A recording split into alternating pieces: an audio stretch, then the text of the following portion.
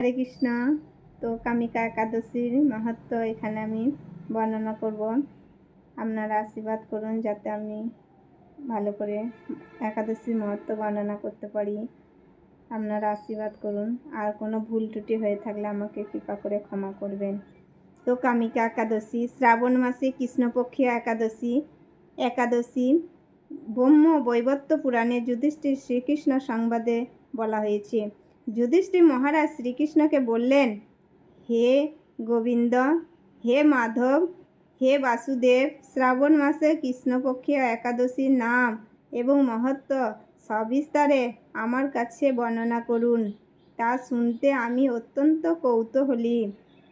ভক্তবৎসল ভগবান শ্রীকৃষ্ণ বললেন, হে রাজন, পূর্বে দেবর্ষি নারদ প্রজাপতি ব্রহ্মাকেও এই প্রশ্ন করলে তিনি যে উত্তর প্রদান করেছিলেন আমি এখন সেই কথাই বলছি।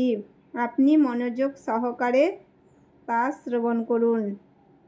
এক সময় ব্রহ্মার কাছে ভক্তশ্রেষ্ঠ নারদ জিজ্ঞাসা করলেন, হে ভগবান, শ্রাবণ মাসে কৃষ্ণপক্ষীয় একাদশী নাম কি? এর আরাধ্য দেবতাকে? সেই ব্রতের বিধি বা কী রকম এবং ওই ব্রতের ফলে কি পুণ্য লাভ হয় তা সবিস্তারে জানাতে ইচ্ছা করি। আপনি কৃপা করে আমাকে তা জানালে আমার জীবন ধন্য হবে।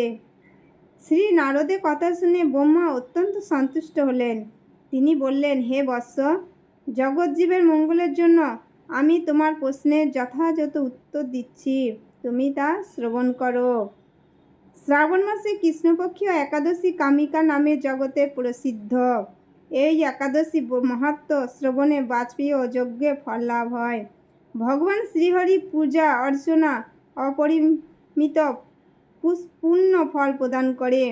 গঙ্গা, গোদাবরী, কাশী, নৈমিষারণ্য ইত্যাদি তীর্থ দর্শনে ফল, সমস্ত ফল একমাত্র কৃষ্ণ পূজার মাধ্যমে কোটি গুণ লাভ হয়।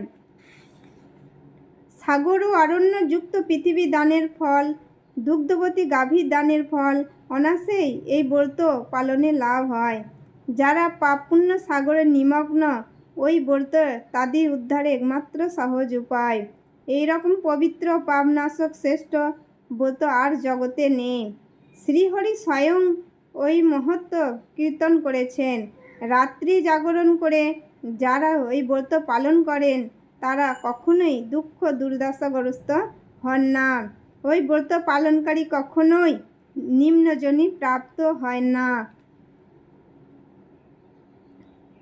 কেশবপ্রিয় তুলসীপত্রে যিনি শ্রীহরি পূজা করেন, তুলসীপত্র দিয়ে বিষ্ণু পূজার ভগবান যেমন সন্তুষ্ট হন, মণি মুক্তাদি মূল্যবান রত্ন মাধ্যমেও তেমন প্রীতি হন না।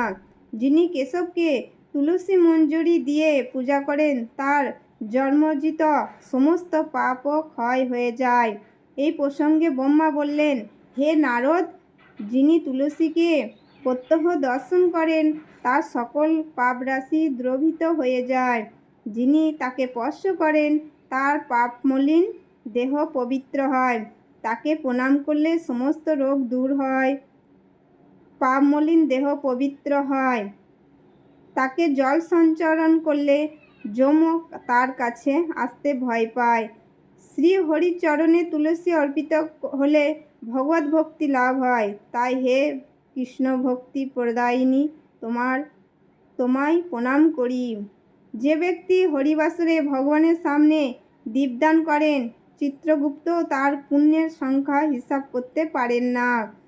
তার পিতৃপুরুষরাও পরম তৃপ্তি লাভ করেন। শ্রীকৃষ্ণ বললেন, হে রাজন, আমি আপনার কাছে সর্বপাপ হারিণী কামিকা একাদশী মহত্ব বর্ণনা করলাম।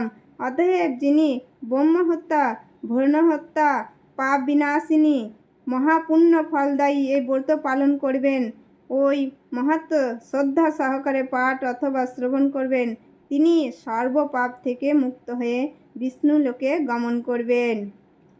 তো আমরা এখানে একাদশী ব্রতের মাহাত্ম্য বুঝতে পারলাম যে ভগবান শ্রীকৃষ্ণ মণিমুক্ততে সন্তুষ্ট হন না। কেবলমাত্র ভগবানের চরণে তুলসীপত্র দিয়ে আমরা যদি ভগবানকে পূজা করি, ভগবান অনেক বেশি খুশি হয়। কারণ তুলসী মহারানী হচ্ছে ভগবানের অত্যন্ত প্রিয়।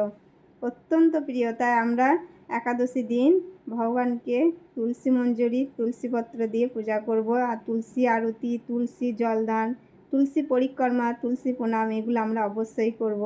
কারণ ভগবানকে সন্তুষ্ট করা, ভগবানকে খুশি করাই হচ্ছে আমাদের জীবনের মূল লক্ষ্য।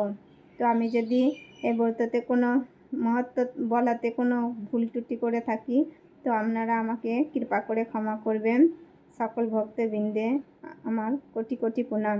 হরে কৃষ্ণ কৃষ্ণ কৃষ্ণ হরে হরে, হরে রাম রাম রাম হরে হরে, হরে কৃষ্ণ। রাধে রাধে।